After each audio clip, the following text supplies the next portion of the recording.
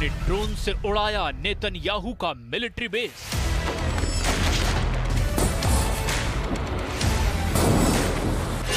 दस अड्डे पर हिजबुल्लाह ने बरसाया बेहिसाब बारूद।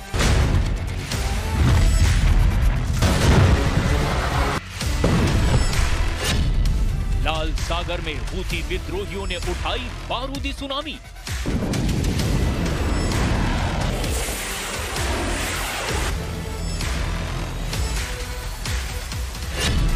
इजराइल का जॉइंट अटैक, लेबनान को जला देगी आईडीएफ।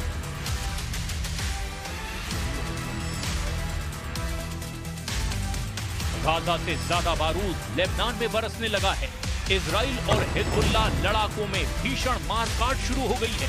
रॉकेट, मिसाइल और ड्रोन से भयानक युद्ध लड़ा जा रहा है। वजह है हिजबुल्लाह का इजराइल में घुसकर हमला। लेबनान के हिजबुल्लाह फाइटर ने इजराइल में घुसकर हमला अंजाम दिया है। ये हमला मिलिट्री बेस पर किया गया है। फाइटर ड्रोन से बारूद बरसाकर हिजबुल्लाह ने नेतन्याहू का सैन्य अड्डा खाक कर दिया है। हमले के बाद हिजबुल्लाह की तरफ से दावा किया गया, लेबनान बॉर्डर के करीब इजराइल के किबुत्ज मिलिट्री बेस को ड्रोन धमाके से दहलाया गया। इजराइल का ये मिलिट्री बेस लेबनान बॉर्डर से महज 22 किलोमीटर दूर अमियाद इलाके में मौजूद है। इस हमले के बाद हिजबुल्लाह ने एक वीडियो रिलीज कर यहूदी दुश्मनों की तबाही का मैसेज भी दिया। हालांकि इस वीडियो में गोलान हाइट्स में मौजूद इजरायली सैन्य अड्डे पर लगातार मिसाइलें दागी दिखाई गई हैं। हिजबुल्लाह के लड़ाके 21 अगस्त को हुए इजराइल हमले के बाद से बौखलाए हुए हैं।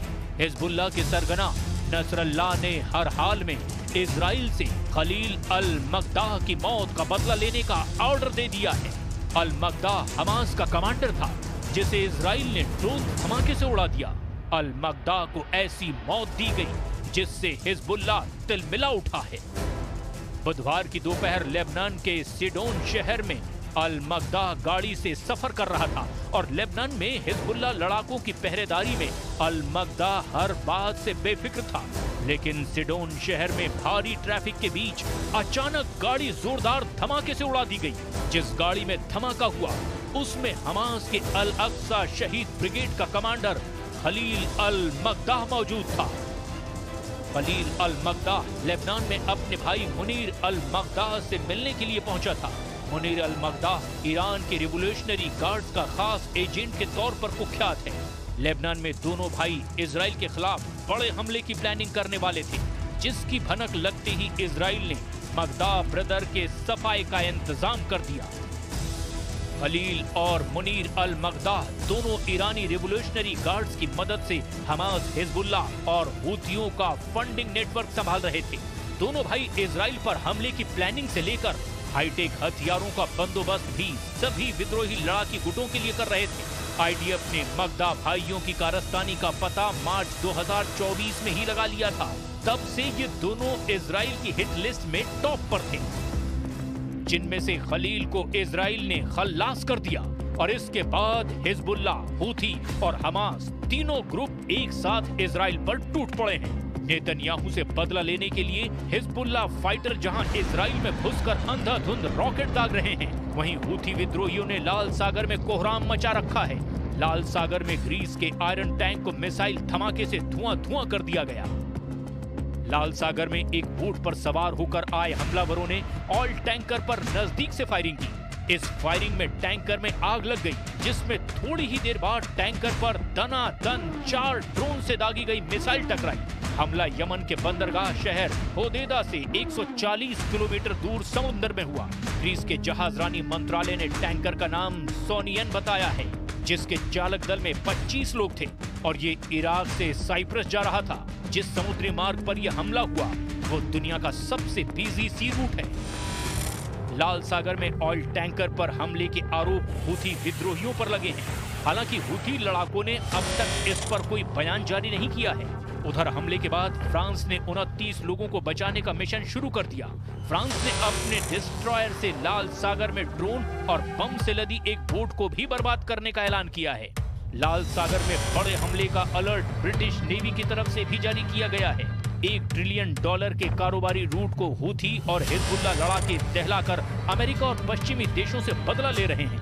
वहीं पश्चिमी देश लाल सागर में हो रहे सीरियल हमले के लिए ईरान को जिम्मेदार ठहरा रहे हैं। लेकिन हिजबुल्लाह लड़ाके इजराइल को साल 2006 की तरह दहलाने की तैयारी में जुटे हैं।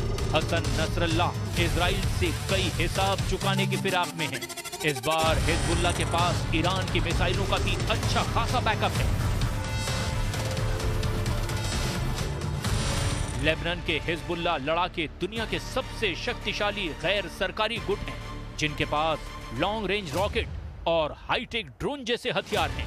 रिपोर्ट्स के मुताबिक हिजबुल्लाह के पास कुल 1 लाख रॉकेट हो सकते हैं। हिजबुल्लाह के नेता हसन नसरल्लाह ने 2021 में जानकारी दी थी कि उनके संगठन में करीब 1 लाख लड़ाके शामिल हैं। Institute for strategic studies think tank के एक अनुमान के मुताबिक हिजबुल्लाह के लड़ाकों की कुल संख्या 20,000 से 50,000 हो सकती है। थिंक टैंक दावा करते हैं कि हिजबुल्लाह के पास 1,20,000 से 2 लाख के बीच रॉकेट और मिसाइलें हैं। नसरल्लाह दावा करते हैं कि वो अपनी मिसाइल और रॉकेट से पूरे इजराइल को तहस नहस कर सकते हैं। इजराइल और हिजबुल्लाह के बीच युद्ध कोई नई बात नहीं, दोनों की दुश्मनी 5 दशक पुरानी है। इजराइल ने पहली बार लेबनान में घुसकर हिजबुल्लाह को तब पीटा था जब ये ग्रुप उभर रहा था। 1982 में जब हिजबुल्लाह के गठन का ऐलान हुआ था, तब लेबनान में गृह युद्ध चल रहा था। इजराइल ने उसी साल हमला करके दक्षिणी लेबनान पर अपना कब्जा जमा लिया था, जिसके बाद हिजबुल्लाह फाइटर्स ने इजराइल पर बड़े भयानक हमले किए थे। बरसों चली लड़ाई के बाद साल 2000 में इजराइल ने लेबनान से कब्जा हटाया, मगर साल 2006 में एक बार फिर हिजबुल्लाह ने इजराइल पर हमला करके युद्ध के लिए उकसाया। जवाब में इजराइल की सेना ने हिजबुल्लाह पर हमला करके भारी नुकसान पहुंचाया था। हिजबुल्लाह और इजराइल की दुश्मनी का नया दौर 7 अक्टूबर के बाद शुरू हुआ है। हमास के इजराइल में नरसंहार कांड के बाद से हिजबुल्लाह उनके समर्थन में इजराइल पर रॉकेट बरसा रहा है, जिसमें उसकी मदद ईरान करता है। असल में हिजबुल्लाह के supreme commander Hassan Nasrallah Iran के सुप्रीम लीडर अली खामनेई के भरोसेमंद लीडर के तौर पर कुख्यात है।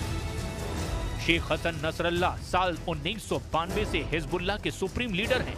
शिया धर्मगुरु नसरल्लाह को ईरान के सर्वोच्च नेता अयातुल्लाह अली खामनेई के करीबी कहा जाता है। साल 1981 में अयातुल्लाह रूहुल्लाह खुमैनी ने अली खामनेई को लेबनान में अपना निजी प्रतिनिधि नियुक्त किया था और तब से अली खामनेई का लेबनान को लेकर खास लगाव है।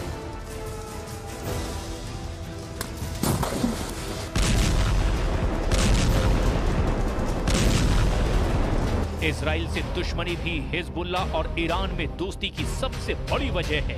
हिजबुल्लाह इजराइल को निशाना बनाने के लिए इसीलिए भी नहीं हिचक रहा, क्योंकि ग्रुप में ये खौफ फैला हुआ है कि किसी भी दिन इजराइल नसरल्लाह का शिकार कर सकता है। इजराइल के डर से इसीलिए भी हसन नसरल्लाह सार्वजनिक जगहों पर नहीं दिखते। नसरल्लाह के मजहबी तकरीरें टीवी के जरिए लड़ाकों को दिखाकर उनका हौसला बढ़ाया जाता है। इस्माइल हानिया और दाइफ की मौत के बाद नेतन्याहू के निशाने पर याह्या सिनवार और हसन नसरल्लाह टॉप पर हैं। पूरे लेबनान में इस वक्त अलर्ट है। आर पार के युद्ध के बढ़ते खतरे के बीच चीन ने भी अपने नागरिकों से फौरन लेबनान से दूर निकल जाने की एडवाइजरी जारी की है। वैसे भी अब हिजबुल्लाह का एक और हमला पूरे लेबनान की तबाही की वजह बन सकता है।